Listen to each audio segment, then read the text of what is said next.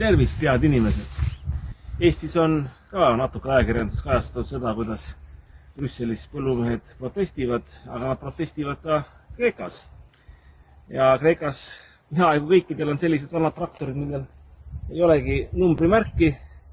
No meil oleks see nagu mõeldamatu, eks see näitab ka ühiskondade erinevust, miks Eestis kuidagi ei saa pankadest mööda ja riigist, aga kuidagi siin saab, ju siis siin riigivõim tolereerib seda, sest rahvas on ise aktiivsem.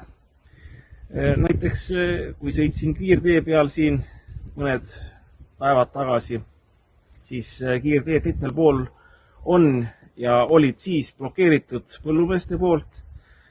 Politsei turvas seda, aga politsei kuidagi halvustavalt ei suhtunud, et näed, vaata, kus lollid protestivad, nii nagu siin plaan B suhtes oli ja sigade revolutsiooni nii-öelda korraldajate, osalejate suhtes, et vaata, kus lollid ja kremlimeelsed blokeerivad. Siin nagu sellist suhtumist ei ole, et protestimine on normaalne nähtus kodaniku ühiskonnas, kui kodanikud ei ole rahul valitsuse poliitikaga ja siin nad ütlevad seda, et põllumajandus tahetakse ära kägistada sellepärast, et eurotoetusi õigel ajal ei edastata põllumeestele, eks ka meil on see probleem ja oleme selle läbi käinud, ma olen isiklikult olnud kimpus sellega, õnneks omal ajal põllumajandusminister Mart Järvik väga paljudel, sealhulgas ka minul, lahendas selle probleemi ära ja eks tal võeti ka ministrina pea selle eest maha.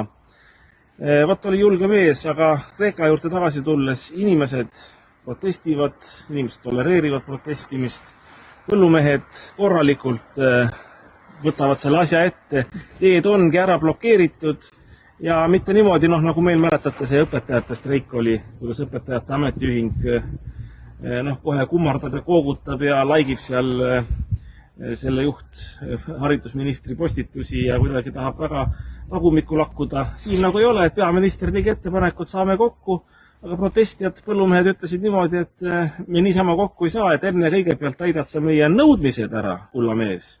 Ja siis me võime kokku saada sinuga, et kui sa selle kokkuleppe allkirjastad, siis saame kokku.